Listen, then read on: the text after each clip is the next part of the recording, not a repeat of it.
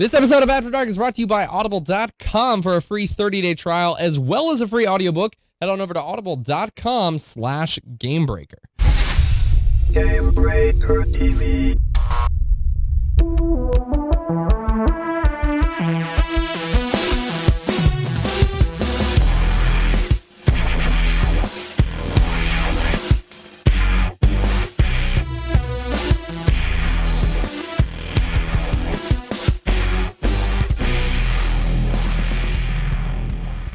What's up, everybody, and welcome to After Dark, the live call-in show where you guys call in and make the show possible. Each and every Tuesday a week, we take your live. I'm trying to move this monitor without really trying to make a big deal out of it, but it's not really moving, so I'm just kind of moving it back and forth. The live call-in show where you guys call in and ask your questions. Now, real quick before I get into... wait, hold on. You're loud now. You're real loud now. I can't make up. Now you're so loud. Oh my god, my ears. They're bleeding. Make up your minds. Am I better now? How's that? Am I killing anyone's ears? I'm gonna go with no. I can't help it. All right, so real quick before I get into, actually, hang on. Let me take a moment. I'll introduce who's here. Then I got some news to tell you guys, and then we'll get to some calls. So first up, joining us all the way from Chicago. Sad he didn't get to attend BlizzCon. Just gonna throw that in there right quick while I can. Mr. Kiggles. Zach Schultz, everybody. Hey, Mike's. I have your semen here. For the record, mine was not a Mike's Light. It was a Mike's Hard lemonade, good sir. That's right, because lots of body weight is hard. I don't. That was their joke. There was a joke in there, but I totally destroyed it. Hi, everyone. In there somewhere, everybody, Zach Schultz. And joining us, because Mr. Byrne could not be here tonight, also back from BlizzCon. You guys know him from the HXC, as well as dying left and right, Mr. One and Only Zista.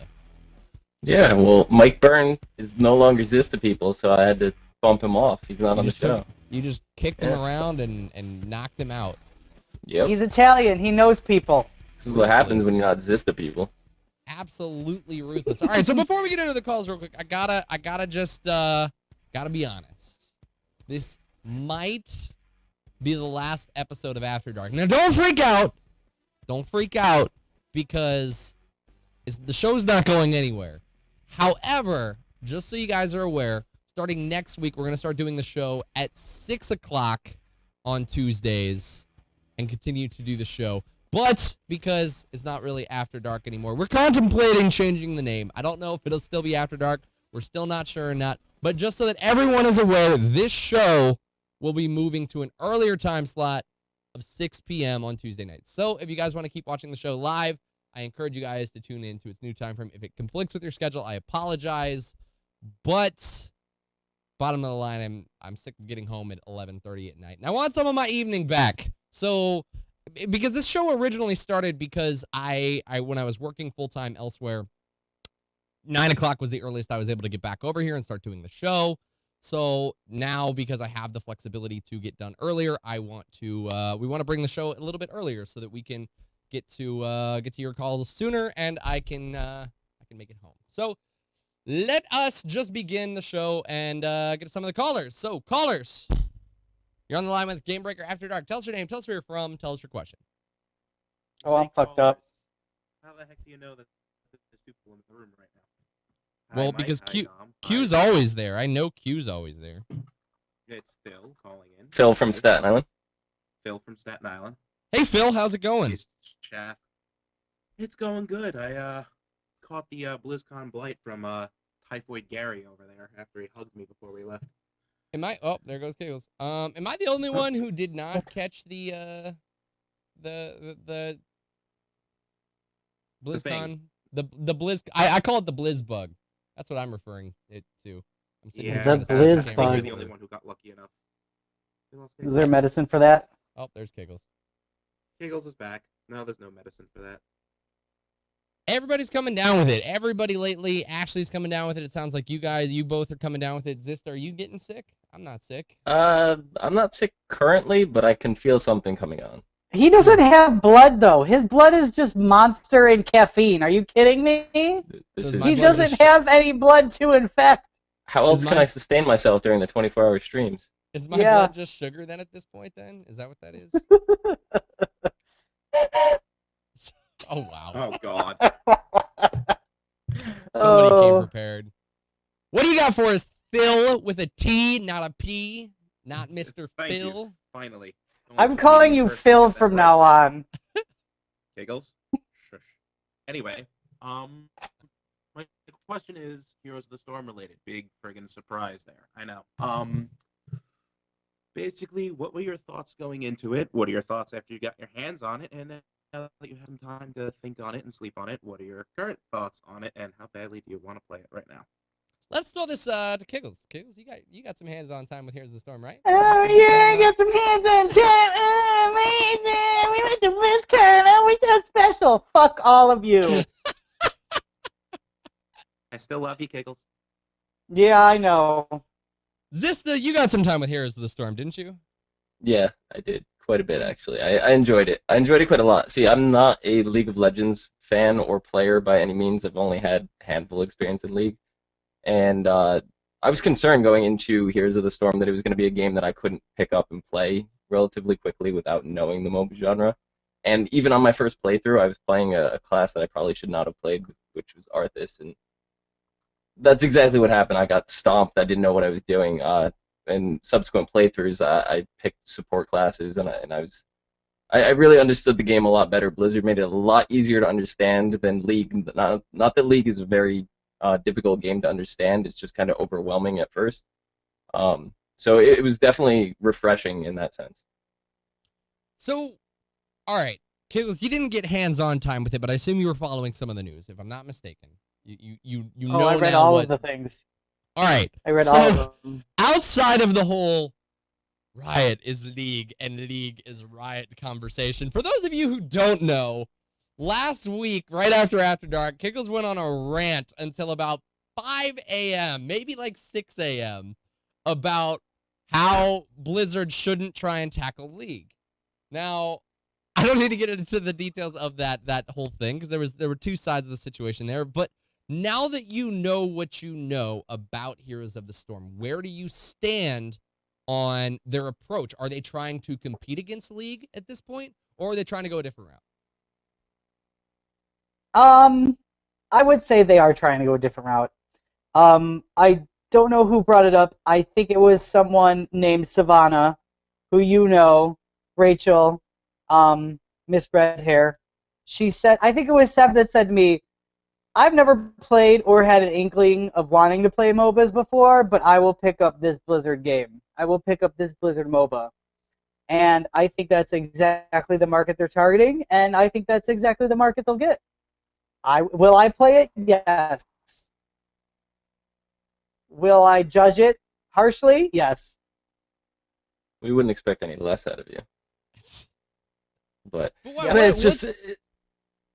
I was gonna say, it's just like you guys and everything. I was talking to this with you, Shafna, after we were sitting down for breakfast the next day, and it was just you guys sit there and you talk about League of Legends and you're talking strategy, and Aatrox went up and took mid and it was fighting this. I don't know what you guys are talking about. I can't understand anything. Top or jungle, get it right.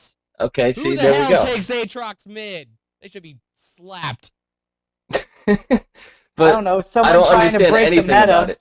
But now you have Warcraft, StarCraft, Diablo characters that I'm all familiar with. So when you start talking about them and you're talking about their abilities and things that they're doing, you could call it by the spell name.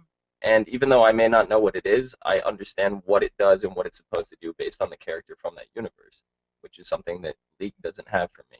So it takes me. It's very hard for me to try to imagine what you guys are talking about when you're sitting there discussing strategy. Okay, But well, to be fair with that, that's you having like nearly a decade of experience with Warcraft games, with Blizzard games, and maybe 2 months experience with League games. It's not. The thing is, it's not. It has nothing to do with League. It has everything to do with your knowledge of Blizzard. Absolutely. I agree with that. because you can't judge League poorly because you just don't understand necessarily abilities. But what I will say, yeah, you knew, is I've got to appreciate their approach here, because this is another huge topic of conversation that night before everybody came down for BlizzCon, was those who play League, myself included, knowing the item is like the itemization is not that difficult. It's 2 attacks, 2 types of attack, and 2 types of defense. You know, physical damage, magical damage, physical resist, magical resist. That's all.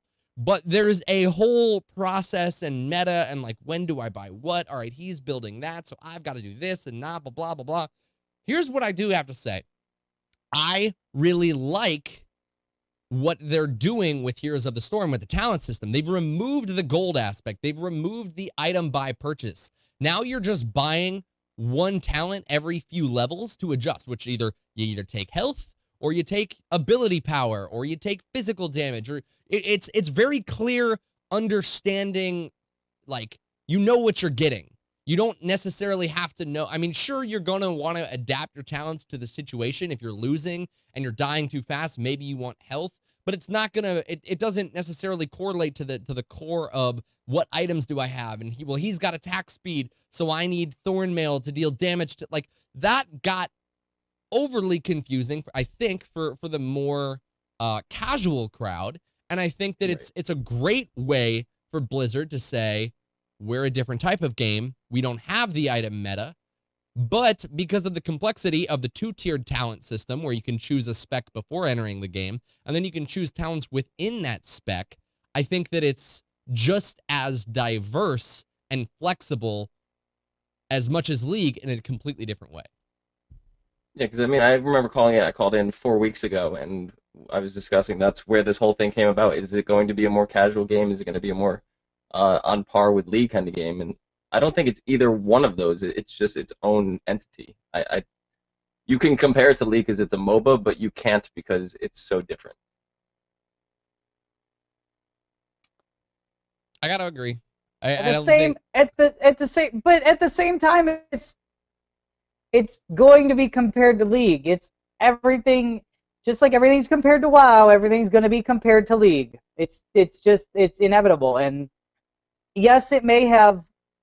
And as I said last week, it'll have its. If its positives outweigh its negatives in comparison to League, then it'll survive. And But you know what? It may just survive on the basis that it's a Blizzard game, and that it's well done and that it's enjoyable. But I haven't played it, so I don't know, but it seems too simplified for me. I like that complexity. It's hard to navigate at first, yes, and Riot could do a better job of teaching people what is good against what and the counters, because you have to look all of that stuff up. That's not something that you learn in bot games. That's not really. I mean, it is something you can learn, but I could totally see. I could see build guides like MobaFire and LOL King and all these other sites existing for HOTS, but not, I think, to the extent that League does, because HOTS is so much more straightforward. Like, I don't have to worry about my ability build, because that's basically done through my talents. And it's also a choice and a preference. Like, the way that I ended up taking the time to build Arthas was I could build him into a super aggressive chasing enemy where no one could get away from me. But that's because that was how I wanted to build. But it was all based on only adjusting my abilities, not I need to buy this item to get this to get that. I think that it makes it more accessible. It does. But I don't think that it makes it. I don't know what I'm trying to say. I think that it becomes predictable after a while. From League? What's up? You're looking for more depth, like League has. You're looking I'm for that looking in this for game? more. Yes, I'm looking for more nuance, I guess. It doesn't seem like a game that has very much nuance. Like, there's a certain amount of things that you can do. Like, in League, you can build something ridiculous. Like, you can build critical sticks, you can build crit plank, you can build You can build a character completely different than what the standard build is. Say someone is a attack power is an AD champion, but you can build him completely different in a situation, and you can still do yes. Total Deletion talks about it. AD Lulu in ARAMs, amazing. Attack speed, attack damage Lulu, amazing in ARAMs. Is it good for Summoner's Rift? I don't know because I've never tried AD Lulu in Summoner's Rift, but there's some things that you can do that make League a completely flexible game if you have the knowledge and the forethought to do it, which Well, I can't you don't do think you that? can do with Blizzard. I think you can do it with Blizzard because I believe it was Shaftnet that actually figured out that it looks as if there's additional talent specs that you could be in addition to your talent trees. I'm gonna have to go with Kiggles on this. I think he's right though, because even though Heroes has its different specs, Yeah. they're pre-built, talents and trees. You can't try. I mean, sure, they're like, in his AD Lulu example, you would think that the tier or the one talent tree is AD, one talent tree is AP, but it's not because, for example, what I heard with like Malfurion is either a support talent tree or a magical damage talent tree. Whereas what Kiggles is saying, with items, you could build Malfurion as a physical damage dealer if you so choose and find an interesting way to make it work. But it doesn't look like that is necessarily the case with HOTS. They do have that option. But I will say here, Kiggles, just to counteract even myself there, as Arthas, when I first started, I think they're building both options into the talent trees to allow for that flexibility, because my very first option was either plus health, plus attack damage, or plus ability power.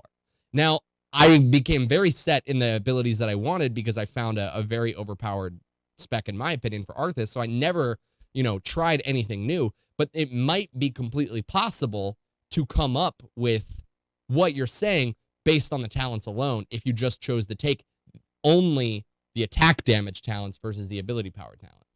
And you're completely right. It may be that way, but it's going to take live play and people trying to break the meta, which many people do in League now, to figure out what is good. Like, I can't give you a specific example of League, but I'm sure there are champions that were built a certain way when one person, and I'm sure it's probably a mid, started playing a specific character a certain way. It all caught fire. Okay, let's take Worlds for example. When Trinity Force came into it got buffed. Everyone started playing Corki. The meta changed in Worlds for League alone, and I think that it could, if that happens with HOTS, then I will love that. I will totally enjoy them making a more nuanced. They've Hearthstone League or Dota 2 or whatever. you got to went really buggy there for a second. And all we get, they Hearthstone to League. That's all we got. Well, let's go ahead and move on. I'm sure we will most likely end up at some point back on HOTS with more callers. Let's go ahead and open on the lines, take another call, and keep the show moving forward. So caller on the line with Gamebreaker After Dark. Tell us your name, tell us where you're from, and tell us your question. It's not chicken calling in. Hey, Safney, I think this is the first time that I can hear better over Skype than over the stream. So Really? Good job tonight. That's I take no credit for reassembling any of the gear. That's all Gary. That's why the audio is all crazy at the moment. But yeah, this question probably be more handled if the other mic was here, but y'all three can handle it still. Okay, a few weeks ago, Final Fantasy announced they were going to do guild housing, and everybody started complaining that they wanted player housing. Just this last weekend, Warcraft announced they were going to do player housing, and everybody started complaining that they want guild housing. So do you think we should just take the complainers and swap games so that everybody's happy? No, I think the answer here is that the internet's No. never happy. The internet sucks. No one's ever happy with anything. And like Pat Crane said this perfectly during our legendary is yes, like it'd be cool to have the idea of guild housing, and I think that everybody feels that that's a great feature because everybody wants a place to meet up with their friends. But as you said, Final Fantasy fans who got guild housing want player housing. The internet's just never happy. I'm sorry, internet. We love you. You watch our shows, and you guys are great, but you're never happy. We cannot please you. That's all I have to say. That's right. That's right. You know why? Because I am not Lore or Mike B or Darnell. So I will never be as good as them. So why even try? Fuck you, internet. Fuck you so hard. Might as well just give up. Kiggles Right? is not happy unless he's complaining. We already know that. I am the internet. I am the internet. I love to complain, but I like to give positive feedback too. Like I think that Slave Lords of Draenor is going to be a good expansion for quality of life things. What? You got a problem? It's Slave Lords of Draenor. You're building a plantation. Are you kidding me? It's Slave Lords of Draenor. Anyway, So what do you think about individual player housing here? I am kind of on the fence. I wanted guild housing before player housing. Player housing just seems like kind of a waste at this point because it's individual to you. You can only see, as far as I'm aware right now, and anybody you invite to your party can come in and see it, but they have to be invited to your party. Whereas guild housing would have been cooler if they phased it to your entire guild. I think they kind of went in the wrong direction with that. Am I the only person who doesn't want phased player housing at all? At all. Create cities with buildings that you have to rent and bid on, and like you can create windows so that people can look into them or visit, whatever the case may be. Like to me, I get it. Like I get that I'm okay with what's coming, but to me, the fun of player housing has always been having that big ass mansion and being notorious for having like do you know that guild that has the one on down at the end of the street on the left? The one with all the awesome armor hanging on the balcony. Like I don't know, like to me, having phased player housing doesn't, like, it just disconnects it. And kind of like what you were saying, making it individual disconnects everybody from it more. So I think that guild housing is definitely something that I hope we get in the future. And is better, in my opinion, than player housing. But I want to see housing, like, that exists in the real life. Where property has value. You walk out into the wilderness and there's a house out there that you can come across, but someone has purchased that house and you can see the awesome stuff that they did without having to phase it. I don't know, like that to me. So go play is the fucking awesome Minecraft. Go play fucking SimCity. This is World of Warcraft, okay? It's exactly like Pet Battles. It's a fucking cookie clicker in a game. Are you kidding me? So, if Gary Gannon was here, he'd totally be in agreement with you, Mike, because that was like one of the best features for Star Wars Galaxies was the player housing. And I do agree, if they were to do player housing, it has to be out in the world for them to do, but it just doesn't really fit into the Warcraft universe because all of Azeroth and the places we know are very set individual places. There's this point, that point. With Star Wars Galaxies, for example, they had a little freedom. They could make the planet a little bigger, like you didn't know the entire planet. Things like that, but Azeroth is pretty nailed down. We know exactly where everything is. You can't really do that for Draenor either. So how cool? I'm just saying, how cool would it be? It would have to be another area. How cool would it be if your guild could purchase and rent out Karazhan? That's your guild hall. Just saying. You're known for being the guild that owns Karazhan. It's still a raid. People can still go into it, but you have like your own, like, I don't know. It sounds stupid, but to me, like, it's just like the prestige of being like in the world of and not just like everybody has their own individual plots. Guild, like I said, guild to me is a step up, but I think it's even cooler and more prestigious if it's literally a plot in the world that people like. I can't just walk to the area and I'll get my version of it. It's like, no, like that. I know that's your house. If I want that house, I've either got to buy it from you or wait for you to not pay rent on time and it goes on auction. Like that to me was the best player housing experience I've ever had, in my opinion. So I'll buy Naxxramas, fly it over to Ironforge, and just start dropping Oh my god! I want Naxxramas as my base. I want a hovering base that can go anywhere. Yes. Yes, I want it. But see, the thing is that would have to be something that sounds like a big job, Chef Hit. Just having, and that you would have to probably have a dynamic zone just for that has to expand endlessly. I think it's something that they could do with, like, say there's Twisting Nether, which is probably a immense, uncalculable expanse of Nether, and they have this thing where you can purchase it. I don't know. But what would that, the contours of that would be so, I can't even wrap my head around that.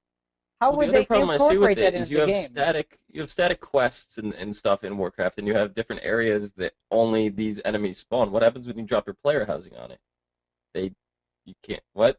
Like, they're not there anymore? Like, so that's kind of why I think at this point it hasn't been implemented into the real world. If they were to do something, they Well, could that's probably why do something in the major cities, do something in like Orgrimmar, do something in exactly. Ironforge. You could dig out caverns and have all kinds of areas underneath the city and different things for them to do.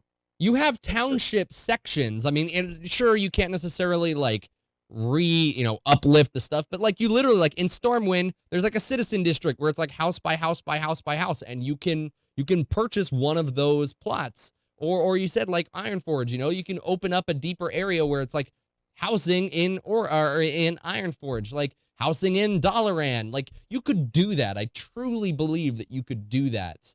And make it so that it's I was going a little bit far by saying Karazhan and Nex Ramus. I mean, I was trying to get my point across, but I just think that you could create No, I these want Nex static. Ramus now. You can't take that back. I You want could Nex create Ramus. these static areas in the capital cities that have like citizen districts where there's housing that people could decorate and people could look at and see, and it could be a prestigious thing to have some of the bigger, more luxurious houses. Yeah. Let's go ahead and take another caller. But before we do, I want to tell you guys about our sponsor, Audible.com. Audible is a great service that offers audiobooks for you guys to listen to, which a lot of you don't necessarily understand that you don't get a full experience when you go to the movies and try and watch a movie that was based off a book. There are hours. For specific example, The Hunger Games, it takes about 11 hours to read in an audiobook. I promise you, they're not going to tell you everything in a 2.5-hour movie. Even if it's a 2-hour movie, you're not going to get the full experience. Audible.com has great movies like The Hunger Games that you can sit down and start listening to today and get the full experience long before you even go over and watch the movie itself. So be sure to check out Audible.com. They've got a bunch of different books. If Hunger Games aren't your thing, they've got video game related topics. We've been talking about a lot of World of Warcraft. They've got 4 of the World of Warcraft novels, all available for download right now. So they've got tons of video game related topics, tons of movies, as well as tons of other periodicals, articles, and a whole bunch of other books that you can actually listen to. So head on over to audible.com/gamebreaker. And when you do, you'll actually get signed up for a free 30-day trial, and you can download a free audiobook so you can get started right now. So go and check that out, audible.com/gamebreaker.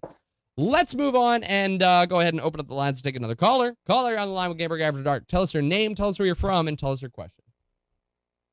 It's Kiggles from California. Just had a quick question. In Heroes of the Storm, what are your thoughts, and this is an idea Sophus and I had, about changing up the draft system by adding maps to the ban list along with heroes? Example, teams first ban 1 map a piece, and then the draft system begins like it does in League of Legends. I think the problem right So now with that would be there's only 3 maps, if I'm not mistaken. Or is there 4? Well, I mean, yeah, it would have to be when more maps get implemented, because there's 4 right now, so it would probably be patched in later. So you want StarCraft. You want StarCraft plus League plus Dota 2 equals HOTS. Sounds like a Blizzard game. I will say that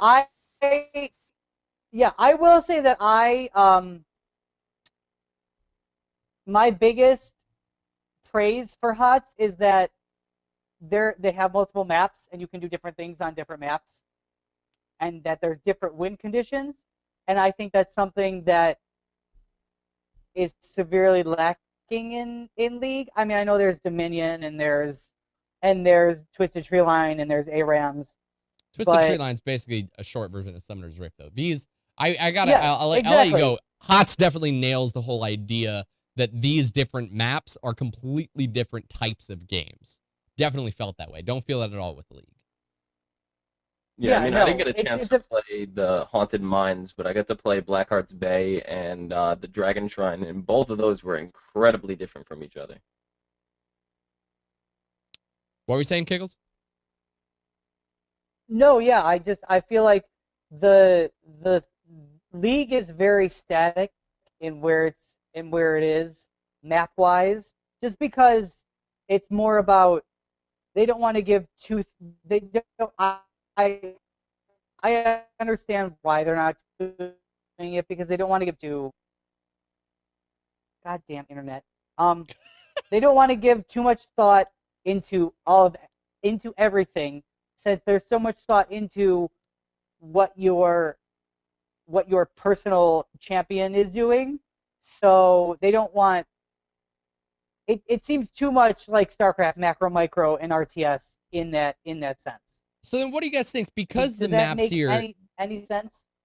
A little bit, but I'm going to try and target this back to the actual question of the idea of banning maps. Because I will say the strategy for and the conditions for winning drastically changes based on what map you're playing. So I think the caller brings up a really good point that it's almost one of those things that should be on the ban list, especially as there become more. There's going to be certain teams that want to ban certain maps that other people are well known for, just the same as champions or heroes. I think that's a legitimate thing to think that eventually we could see a map ban in the banning phase. I mean, didn't they just start introducing that into World of Warcraft's PvP system? So yeah, once there gets to be quite a bit of maps and different varieties, that's definitely going to be something that they have to implement. I agree. It's the same thing like StarCraft. You know, people ban maps on StarCraft all the time, and it's based on what your team composition, or what's more favorable for the race that you play, and what your strategy is. So I totally agree that if they have a diverse enough assembly of maps, then you're going to have to implement that. That's one more thing that you're going to have to ban. I don't care what map I'm playing. I'm going to play Arthas, and I'm going to kill you because you can't get away from me because he's overpowered. Oh my God! I haven't played it, but I'm assuming that Arthas is exactly like Aatrox or Jax or whatever the 3 champions that you play. Aatrox? Yeah. Exactly. Like, I mean, you can build him so much like Aatrox. It's great. On top of the fact that, like, oh my God, his cooldowns are so low. All right, quick venting time. I gotta talk about. You're I gotta fucking talk. whiny, Daphne. I've got to talk about Arthas in Heroes of the Storm real quick. Nerd out. For those of you who don't care, come back in like 30 seconds. You can build Arthas so strong because basically 2 of his attacks slow. He's got a very close range slow, and then he's got a ranged like snare that you have to shoot, and it's a skill shot and hit the person. On top of that, if his ultimate Syndragosa is like a long like projectile line slow that'll hit a bunch of people. So his cooldowns are so low. If you start with the snare and then you run up and start meleeing the person, then they get out of range. If you talented his Frost Strike to be Frost Leap so you can jump at the enemy, you'll jump at the enemy, slow them again, and do a crap ton of damage. Then by the time they get away from you again, your snare's back up, so then you snare them. And by the time they're out of your snare, you just Frost Leap them again, and just basically just endlessly chain it and kill them. It's great. I loved playing Arthas so much. Sounds like Arthas is gonna get a Nerf Bat Inc. I hope to God he doesn't. It sounds like Arthas Nerf Bat Inc. Just calling it right now. It's like Jinx. That even the dev long team. range fucking stun. That stupid zap. I hate that shit. Even the dev team they had a little booth outside the panel for the signing. Even the dev team said that Arthas is probably the most popular internal player right now. He's so good. Because he's overpowered. Good. No, he's not overpowered. He's just strong. I died plenty of times with him. Whatever. You build him tanky and take down the enemy team, and then you get Zista to play Uther, and then he heals you to full and makes you invulnerable, and you just kill everybody, and it's the greatest feeling in the world. All right, let's go ahead and move on. Let's get to another caller. Overpowered combo. Nerf Bat Inc. No. You're saying Mike Shaffnet and Zista is an overpowered combo? No, I am not saying that. I am saying the champions that you pick together are So good. overpowered. Now all we have to do Who'd is have petition thought? to get a skin for Arthas and get him in this nice, lovely yellow dress back there. Oh God, let's do it. I would Yes. buy it. Riot, I'd buy it. Or Blizzard, I'd buy it. All right, let's go ahead and open up the lines and take another caller. Caller on the line with Gamebreaker After Dark. Tell us your name, tell us where you're from, and tell us your question. Hi guys, my name is Michelle and I'm from DeLand, Florida. I just want to say I love you guys. I'm currently playing Final Except for Fantasy. Zista, he's never been on here. You don't know who he is. I call in enough. Yeah. Well, I did want to have Burn on here, but I'm willing to have you on here too. My apologies. Burn will be back next week. Thank you for calling in anyway, Michelle. You guys are welcome. I just wanted to, with the new expansion coming out for WoW, I've played from BC to Cataclysm, and I'm just like really on the fence about the expansion. Does it appeal to you guys? And what do you like about it? What are you worried about? I'll take this first. The one thing I'm worried the most about the expansion is playing the demo for Mists of Pandaria felt like there was something fun and exciting to do. That was the only experience that I've got to play at BlizzCon. However, not saying that there's not fun and exciting things to do that they've announced with Warlords of Draenor, but sitting down and playing that demo at BlizzCon felt like nothing different. Jumping into the dungeon felt the same. The boss felt the same. You know, just new talents, you know, the damage was lower. Nothing about the game felt new. That's not a bad thing. And I get it. The game is almost 8 years old, I believe. It's not necessarily a bad thing for it to feel familiar. I'm worried about it because I think that people who are kind of getting tired of it might still feel tired of it after they purchase and play, or if they get a chance to get in the beta and play. They might not feel like there's anything exciting going on there. However, I think that there's plenty of stuff to be excited for that they're doing. Now, first off, correct me if I'm wrong. I think we lost Kiggles. Yes, it looks like we did. Maybe. Yes. I'm here. I'm just. This is annoying. Correct me if I'm wrong, Zista. I believe they mentioned something of no lockouts at all. They said shared that each thing had its own separate lockout. So or normal, heroic, mythic, LFR all had their own individual lockouts. Darn.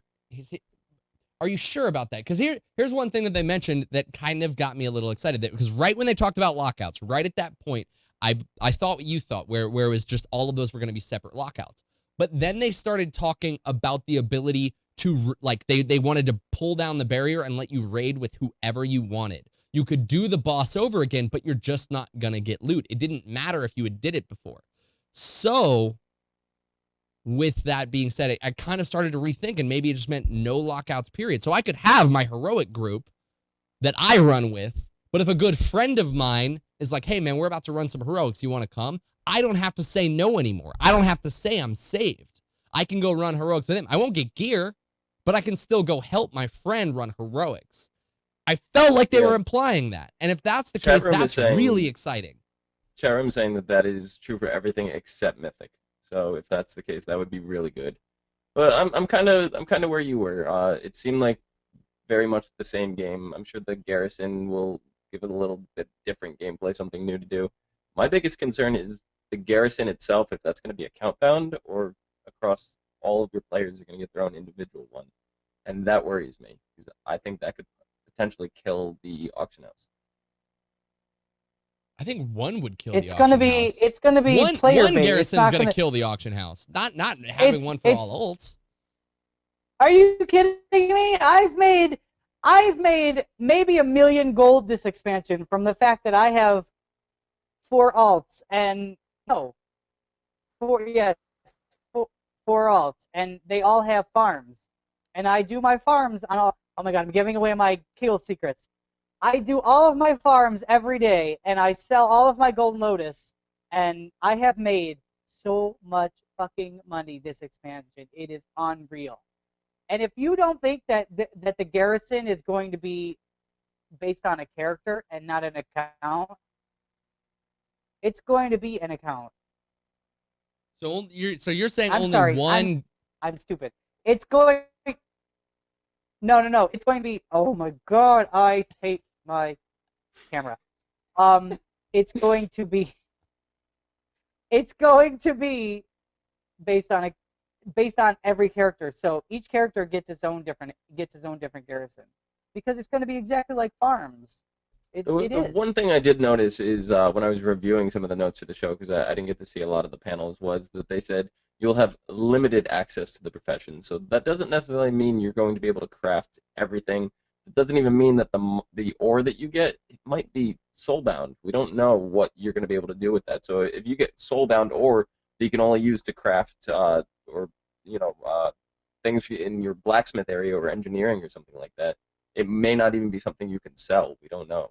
And I mean, if your yield of ore, let's just say, or they talked about having a mine, if you could only get 5 ore every 5 hours, realistically, I mean, sure, it means I don't have to go have a miner, but it's not going to be, if I really wanted to mass produce, ore, it's going to be a lot faster. That's the big thing here, is I think it's great for people who are lazy like myself, who don't want to deal with the auction house and don't want to go roll 10,000 alts to have all the different professions. I'll take a week to slowly mine ore and enchanting materials so that I can have the stuff when I need it. I don't care if it takes me days or weeks, but for the people who want it like now, as long as the garrisons are slower than the actual trade professions, the trade professions will still have a place and the auction house will still have a place.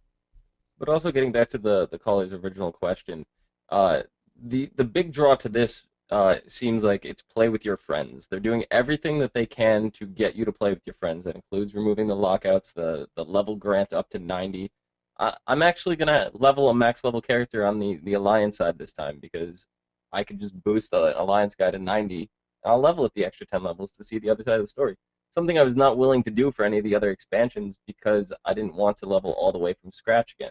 I don't mind just from 90. That's where everybody else is starting. So I'm going to get to see this jump into the story right away. So I'm actually really excited for that.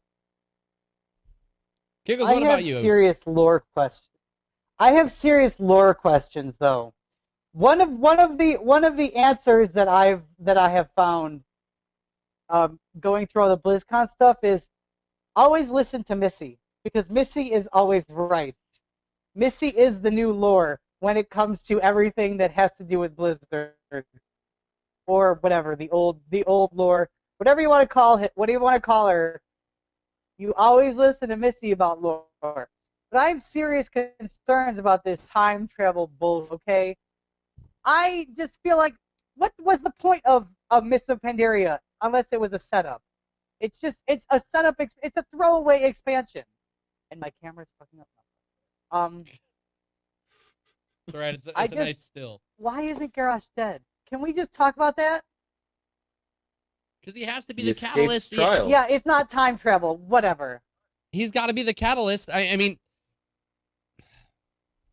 I think that there's ways that they could go forward with their story, but ultimately they're going to start to cut the amount of story and characters that we all know and love and care about to nothing.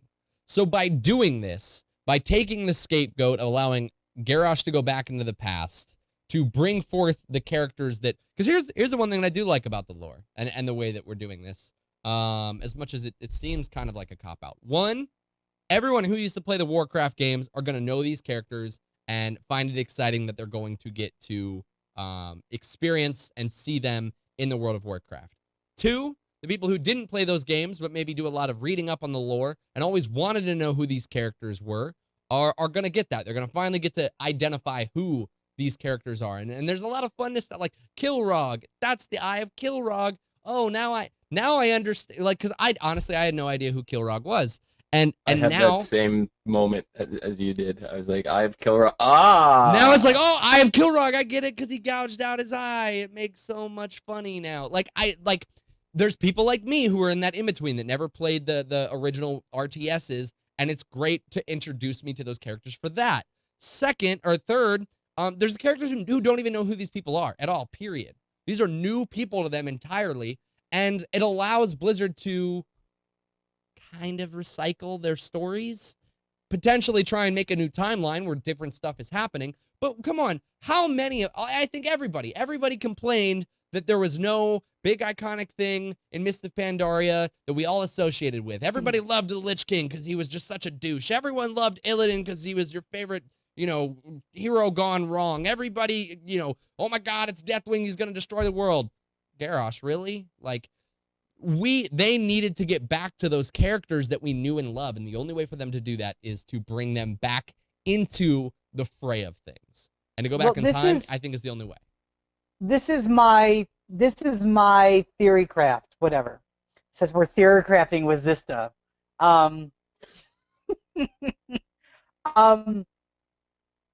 That somehow these two universes, or whatever, different dimensions, whatever the hell you want to call them, merge at the end of the expansion, and that is the reason that Draenor becomes the way it is. That Garrosh was the cause of Draenor exploding. Because if you're, I don't know, No, stop it right now, because now I'm going to get in a freaking paradox argument with Zista. Do not go there. You are not allowed to say that Thrall is the reason that Draenor blew up. You shut your mouth right now. Me and Shafnet actually had a 20-minute discussion. Garrosh was the reason that Draenor blew up and is now Outland. It is all Garrosh's fault. Dun dun dun! Me and Shafnet actually had a 20-minute discussion following the What's Next panel, or the lore panel, I think it was actually the day after. And I was kind of explaining exactly what you were saying there, Kiggles, that they were going to use the lost method of time travel, that whatever happened, and that does not seem to be the case anymore, because as I was reading and doing stuff that I missed at the panel, it looks like he's going back in time. It's following an alternate dimension. Then he's creating a portal between the dimensions that connects the present day with our present day. So they're sending the Iron Horde through the portal.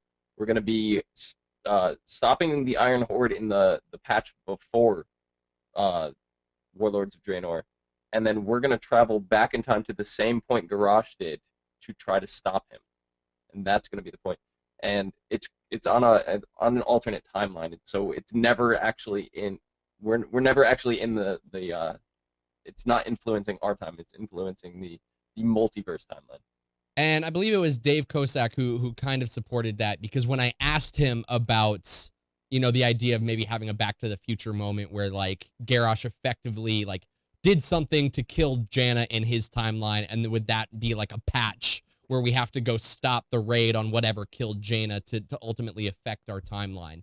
And he basically said, no, we're going to stop Garrosh, but he said that Garrosh is looking to take whatever he can from this second timeline and apply it back to our timeline in order to get the outcome that he wants. So the way it was presented to me is they are very much two timelines.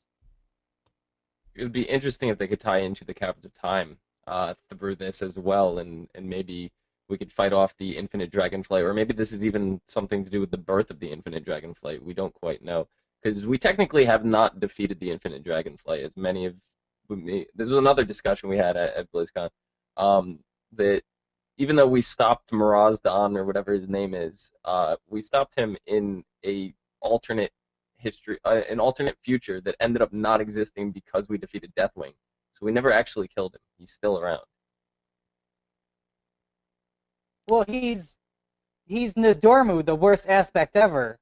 He just hasn't turned into his evil self, right? Is that correct? Because Nizdormu is this person just corrupted. The whole theory behind the Infinite Dragonflight is that Nizdormu went corrupt some way. He's cursed with the vision of knowing his own death, and he can't change it. So the Infinite Dragonflight came to be theoretically because it's a dragonflight he created to try and interfere with his own death so that he wouldn't die.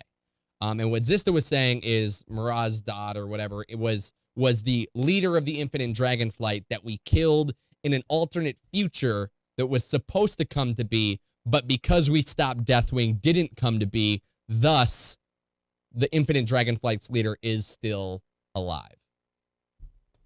So it could be a part of this. Let's go ahead and move on and get to another caller. my 'Cause head hurts. we got a lot of people to get to here. Caller on All the line this with Gamebreaker After. timey-wimey stuff sucks.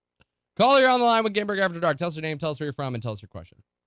Hey, it's Jeremy. Hey, Squishy. How's it going? Hey, Squishy, how's it going? Pretty good. Oh my I God, he's heard your alive. I heard Mike Schaffner joined Team Cheesecake at BlizzCon. Is that a thing? It's not a thing. I don't know You where sure you heard about that. that? Yeah. You got pictures? Because if you don't have pictures, you got I nothing. believe there are pictures. The only picture I see is the one of me aggressively stabbing a cheesecake. So I'm just saying that doesn't look like Team Cheesecake to me. That looks like Team You're Shaftney. just- You're We went to the just diner. separating it into lovely bites. What was that, Zista? Kiggles is just completely roboting out.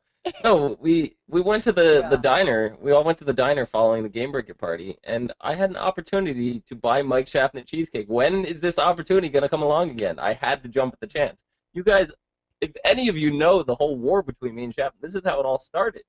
I started calling in about cheesecake. So, I wasn't the one that started Mike Schaffner hates cheesecake, but I definitely propelled it to where it is today.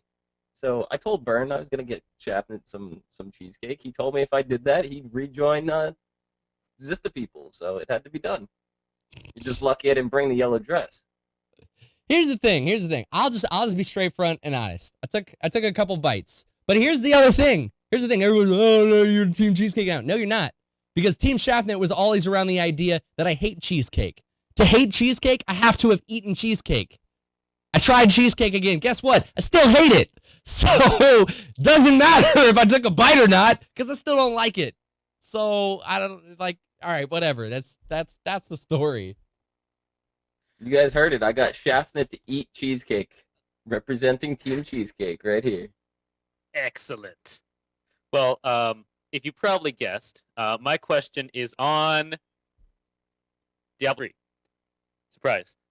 So with Reaper of Souls coming out, do you think this is going to completely revive the Diablo 3 for many people, considering there's a new class, they're taking out the auction house, and I'm assuming you guys got some hands-on time at BlizzCon to play it. What do you guys think? By hands-on time, you mean there's absolutely no line whatsoever to get to Diablo 3, and I still didn't go over and play it. I Yeah, was that. the same way. Here's the thing. I always say that. I always say here's the thing. That's how you know I'm about to start talking. Here's the thing. I don't think the expansion alone is going to revive Diablo 3. I just don't see it. Everybody who's felt burned from it or the hype around waiting for this game, the draw to bring players in who've never played it before, I think is past. I think if you really like the Diablo games, there's a good chance you're going to pick it up. But as Zista said, while at BlizzCon, even though the line was incredibly short for Diablo, I didn't feel compelled at all to go over there and try out the new class and to try out the new content, because I felt like there were more exciting things to. I'd rather wait in an hour line for Heroes of the Storm than to jump the line and play Diablo. And that's I understand that not everybody's going to have my outlook on it. Some people are really excited for what's coming with Diablo. But as someone who signed up for the annual pass to get Diablo, played, about halfway through before I got bored and put it down. Reapers of the Souls, I don't want to say is going to bring me back. I'd love to try it. I'd love to play it, but it's not gonna make it jump to the top of my gaming list of what I'm playing in the evenings. It's just not. I'm over it. What about Yeah. I'm definitely gonna try it out. They owe me for playing through all of Diablo 3. They owe me Reapers of Souls. You better give me Reaper of Souls for free, because there's some shit in there that should have been in there in the original game. I'm sorry, but I am not buying that shit. Fuck that shit. If I'm picking between Diablo 3 and saving up for Slave Lords of Draenor, I'm buying Slave Lords of Draenor. I guess. Confirmed. Slave Lords of Draenor. Kitty cat. Oh, kitty cat disappeared. Sister, what about you? Yeah, I'm definitely gonna be playing Diablo 3 expansion. I'm gonna be buying it. I'm gonna be getting the collector's edition. I gotta keep feeding myself into the WoW pet thing. So as long as I put a WoW pet with it, I'll be buying it. But no, I'm definitely gonna be playing it. I think the major thing that ruined it for me was the auction house and the fact that everybody can just get whatever they want. The whole point of the original Diablo, and I was actually talking to the dev team for a little bit about this, was I played the demo for the first Diablo, I think more than I actually played Diablo itself, so just running those same 4 levels over and over and over again. But it was about the sense of finding the item, not going on the auction house and buying it. So I think that got lost in the translation there when they added the auction house. So with the fact that they're doing all kinds of gear changes, they're taking the auction house away, and they're adding all sorts of stuff, it's actually going to compel me to go play it more. But will it take over my gameplay roster? Probably not, but I'll still work it in there somewhere. I think my problem with it is I get Diablo is supposed to be an item, grinder, play the game, kill mobs, find items. But me personally, I put the game down because it just became the same repetitive thing. And I know that's Diablo. I get it. But like, for example, I had no compulsion to play past the second difficulty because I started learning that the demon boss battles were the same exact thing. And I've said this before. I think that if they could have just made those demon boss battles a little bit more enticing to get to the harder difficulty. A perfect example, in my opinion, was Bale. Bale was the one that turned into a demon where he was like on this balcony or whatever. I think it would have been great to have that demon form not available until you were on Inferno mode. Create these stages where these bosses kind of evolved that compelled the players who weren't just about the item grinder, compelled the people who wanted to see more types of gameplay to play to the harder difficulties. Make those heroic modes that they have in World of Warcraft, and I would have played all the way to the end of Inferno. But I got bored halfway through because I started feeling like the blues and the yellow mobs along the way were more difficult than the bosses. And I was like, that's stupid. So unless that they were to do that, I would see myself buying Reapers of Souls and then not feeling compelled to repeat the process. I'm not sure how the leveling works, if it's, you just have one story to go through, or if it's going to work out the same as Diablo where you get to the end and then you restart over again. But if they don't do that, I'm not going to feel compelled to do it. So Can we talk about something that someone just said in chat? Someone said doesn't like Diablo 3 because it's repetitive. Plays League of Legends. Failure. Now, that is extremely untrue, all right? And I'm going to be the Riot is League. League is Riot. And you know what? Because it's not true. You're not playing against an AI. You're playing against an actual person, and that actual person has actual thoughts. And they do different things compared to what is going on, what you are doing. No two games of League are ever the same. Compare this. They are not the same. They are not the same. You are wrong, and you should feel wrong for saying that.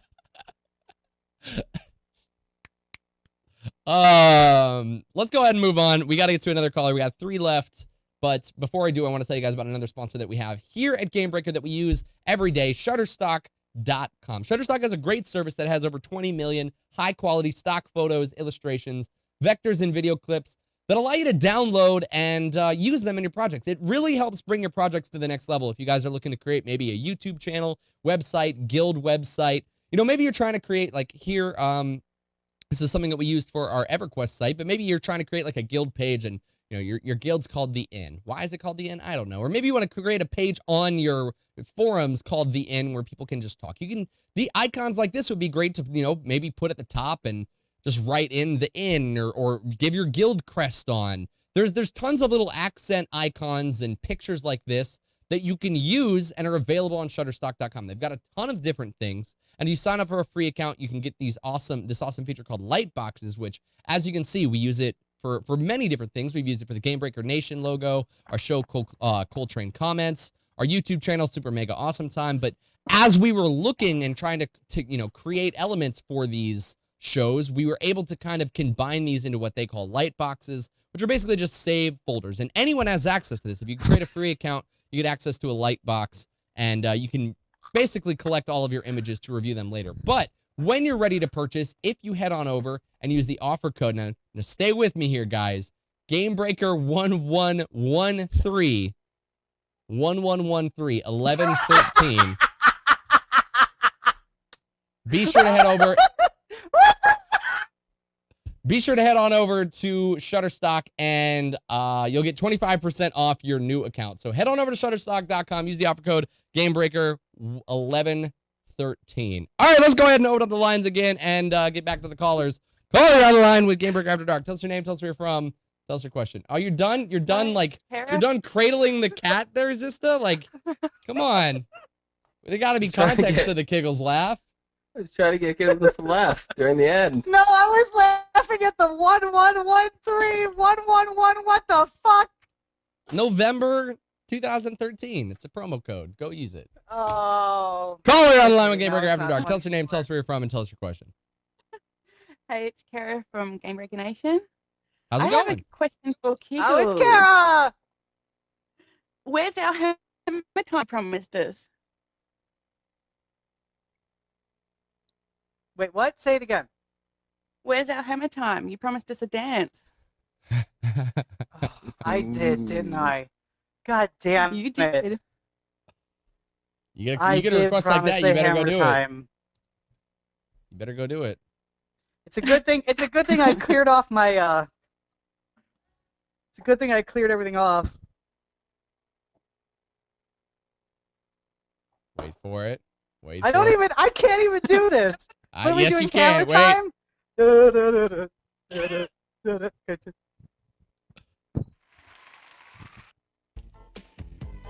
All right, I'm done.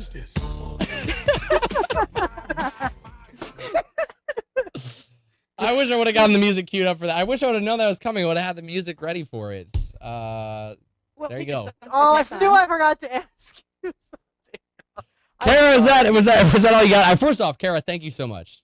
That just made the show. We'll call the episode Hammer Time or something. I don't know. Was that all you had for us though? It was a great question because I'm glad we got him to do it. That's all. Wonderful. Thank you so much, Kara. Let's go ahead and throw it while we get another caller on the line. Let's go ahead and throw it over to a Twitter question real quick. This comes in from Saren, who asks, how much do you think being at BlizzCon affects your opinion of the announcements? Does any effect persist? See, I've watched every single one of the BlizzCons on the live stream, and before the internet stream, I actually watched the DirecTV feed. I prefer watching the announcements on TV or on the internet or whatever it is, because you get to see all the panels and everything. Being at BlizzCon itself for the announcements, after the opening ceremony, it's just kind of free for all. You're all over the place. Unless you really are managing your time well. And even then, you're not going to get to experience all the little side things to do. And I wanted to do all the little side things because the feed is available through the virtual ticket, so I can go back and watch all the panels that I missed. There's a few I made sure to hit, but I wanted to be at BlizzCon for the experience, the people, and the side stuff. So I didn't get the full announcement experience that everybody else did. I want to say with the announcements, being at BlizzCon, I like because there's a lot of excitement around what they say, but you really kind of get to be a part of BlizzCon. You know, they tell you, they're talking to you about Heroes of the Storm, and I don't think, I feel bad for anyone out there who maybe didn't get a chance to get their hands on Heroes of the Storm, but I don't think I would have had as much joy over just hearing about what they're doing for Heroes of the Storm if I couldn't get my hands on it. I don't think I would have felt, again, not underwhelmed, but a little, I don't know. I don't know how I would feel about Warlords of Draenor after playing the demo. Everything they said about it made it sound really exciting, like they did with Mists of Pandaria, but then I got my hands on it, and like I said, not a bad thing, but it just kind of felt the same. And I don't, being there definitely has an effect on how you perceive stuff. I don't want to call it bullcrap, but you can really kind of take what they say for yourself analyze it. You can talk, and the best part is you can talk to everyone else around you. You know, Zista, you and I were sitting there during the World of Warcraft panel. They mentioned something, you and I were just like, what do you think about that? And then we talked it out. So, like, that, I think, adds into the reception of the excitement, because you're sitting around people who all want to talk about what they're talking about, and you can kind of wrap your head around it. Whereas when you're just hearing it from the words of Blizzard, not that anything's going to be bad, but of course everything they're going to say is going to be, this is going to be great. This is going to be awesome. Before Kiggles gets into this, the beta build that we saw for Warlords of Draenor, it just seemed to me that all it was the item squish, the 3 new character models, and the dungeon. So you didn't really get anything else other than that. So you're just basing it off that. It's not by any means anything more than that. And there's so much more coming to Draenor. Warlords of Draenor. Kiggles, go ahead. Looking at it from a distance, I was probably more but I'm just more cynical in general. I don't know. I looked at it and I was like, time travel. Okay, it's not time travel, whatever. Alternate universe, bubble, whatever you want to call it, multiverse, bullshit, blah, blah, blah, whatever. I don't know. I just wasn't. I was more excited, honestly, to see lore on camera than anything else. You're a Josh Allen fanboy? I am a Josh Allen fanboy. wig, That's so. how I got this job. Thank you, Josh Allen. That's All right, how let's I go. came upon After Dark. Let's go ahead and take the, I think we have 2 more callers, so let's go ahead and open up the lines one more time. Caller, you're on the line with Gamebreaker After Dark. Tell us your name, tell us where you're from, and tell us your question. Hey, this is Aether from Gamebreaker Nation. Yo, from how's New it York. going, Aether? Hey. My question is, with Season 3 just ending, what do you think about the changes Riot is doing for Season 4, and what do you think Riot should do if they want to branch into what Heroes is trying to do? I think Riot should let me get out of Silver because I'm getting really pissed off. That's all. You know what? Enjoy Bronze, Kiggles. Oh, fuck you! Fuck you! I started 3 days before the goddamn season ended. Are you kidding me? Aether said he would bring me up to gold though, and I didn't take him up on it because I'm a dumbass. I was online that night. I was sleeping. So, all right. So, there's a lot for those of you League fans. There's a lot of things that are coming. Season 3 is now officially over. Kiggles, what do you think about what they're doing? I think that there's a lot of jungle changes. There's a lot of vision changes. There's support changes. What are your impressions on what's happening there? I like a lot of it. A lot of it is needed because supports are, to me, they just seemed like people didn't value them and they didn't get enough gold, so they couldn't actually build things except for wards, and then they got yelled at when there was no vision, and it was just like it was a throwaway thing. So now that supports are getting gold based on the CS that their 80 carry is getting, I like it. I like it a lot. The jungle changes, I've seen them, I haven't experienced them, so I have to reserve judgment on that, but I like that they put more in the jungle because it's just, you're either a jungle that ganks or you're a jungle that farms and then tries to gank, and they need more in that jungle because if you're a jungle that just farms, you're gonna fall behind on experience. So speaking of that, following up with what Aether was asking about, what can League do to catch up to what Heroes is doing or to make it comparable? I don't think they can touch Summoner's Rift, but I think that they should maybe try and add a new game mode, which they're talking about adding. That's how we got the I think it's all for one mode where everybody can be one person. But they're talking about implementing kind of new game modes to test to see which ones will come back. But one thing that I really liked in Heroes of the Storm, specifically talking about jungle, is in Heroes of the Storm, there is no jungler.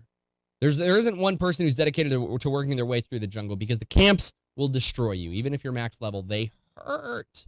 But there's the fact that when you take a jungle camp, you can basically hire, not for any gold, but by taking the jungle camp, you can make them push a lane for you, which I think adds a whole nother strategy to the game, especially when playing it, because it was one of those things where, like, we were pushing top lane, and then all of a sudden they had hired a jungle camp to push bottom lane. They're like, oh crap. Well, now they're going to all come top lane to stop our push, but we can't stay there to top their push. We got to go back and also worry about going bottom lane because the bottom lane's going to, like, I liked that.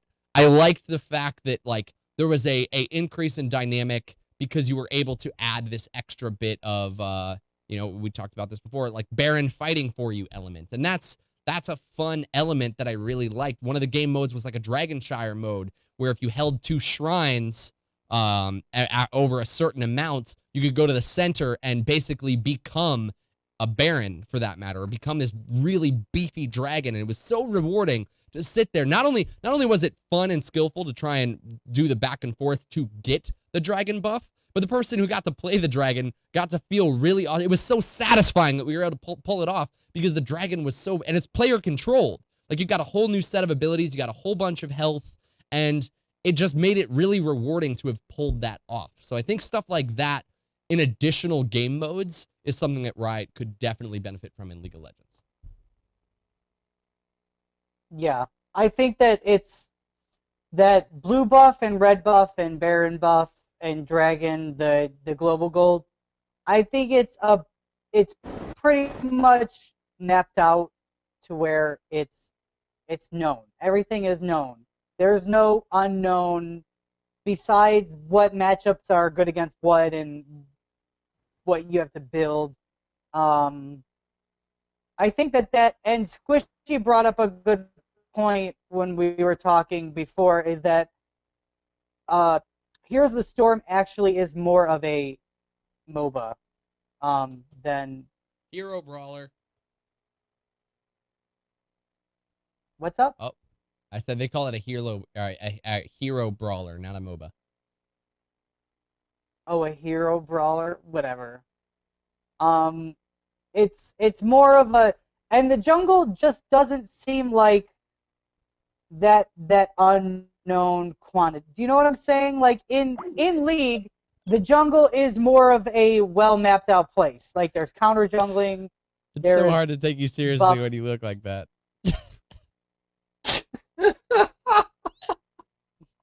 Oh my god.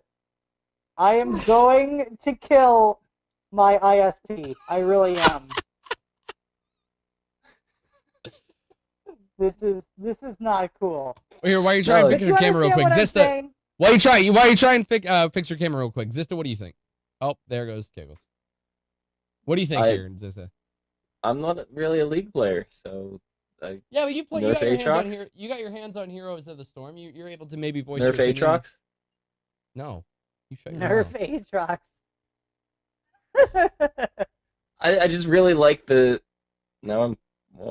I just really like the different objectives and the heroes maps that really kind of redefined the genre for me and made me more interested. The thing about League was, to me, that I didn't enjoy was you know what to do, but you don't know how long it's going to take you to accomplish this goal. And with Heroes, you have like all these little mini objectives that you do along the way that makes the game go by much faster and it's more enjoyable. That's what I took out of it. All right, I think we got one more caller and we need to wrap the show up. So caller, on the line with Gamebreaker After Dark. Tell us your name, tell us where you're from, and tell us your question. Hello, my name is Eduardo from Mexico. Oh, what's up, Eduardo? Hello, Eduardo. Hey, sister. Hey, chap. How's it going?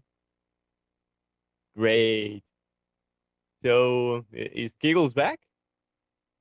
He is. Yeah, I'm here. My mic is just not working. There he goes again. There he goes. See? Well, I'm oh my worried god, about I something. really am I am the worst person tonight.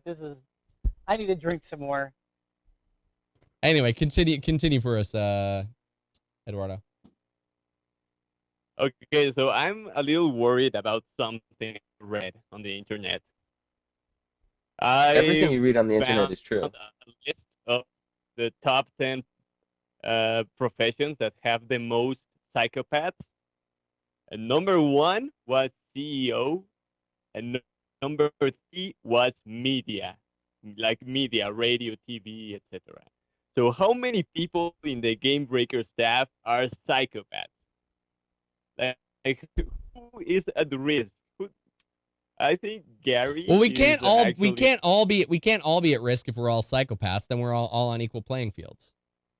So, For example, no, sorry, I worded it wrong. Like, for example, I think Gary has the most probability of being a psychopath because he is both CEO and media person. So, how many people in the Gamebreaker staff do you think are psychopaths? gosh, it's just more about the probability. The problem is all of us, so much pressure. All it's gonna take is just one straw to break our back, and then someone somewhere is gonna snap. Does this also incorporate the Gamebreaker Nation though? Ooh, that just like quadrupled the amount of Gamebreaker staff. Mm-hmm. Speaking of the Gamebreaker Nation, I just want to hashtag fire total deletion. I think we should hashtag fire Kiggles. Kiggles, your camera sucks! Oh my god, I know, it's so At least terrible, but I am the craziest You guys can look at this person. yellow I dress. really am. How many people are going to turn into psychopaths? It's I think you got statistically Gary's number one there as both a CEO and media. I mean, I guess the thing is they're all high stress. I've had this conversations go all over the place. I've had the worst psychopath of a CEO, not Gary, but holy cow, probably one of the worst experiences. I can see how that happens because CEOs can sometimes be astronomically insane. I don't know though.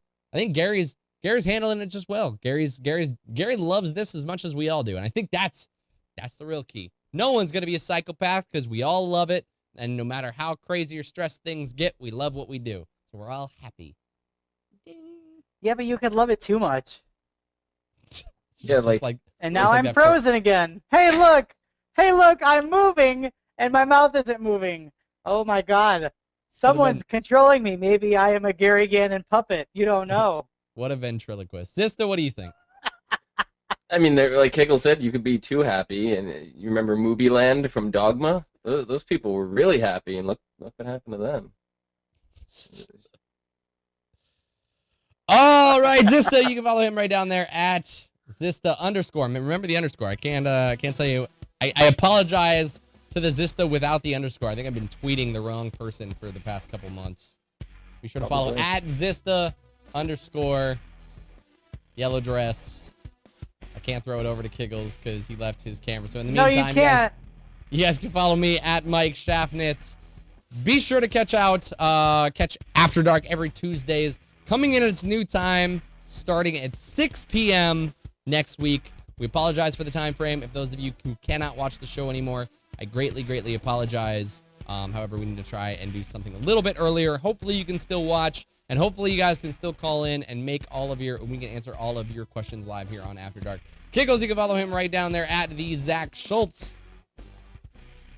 Is he frozen? Yeah, look, I'm not frozen. Yay! Don't freak your camera out too much, yeah, Kiggles. I had to take a hit. I am not raiding for an hour and a half because of you people and because of Bird. So you better love me, goddammit. He's frozen. And there he goes again. All right, guys. Thank you so much. Thank you so much for watching. We really appreciate it. Hope that you all can watch with us on future episodes. That does it for this week's episode. We'll see you guys next week.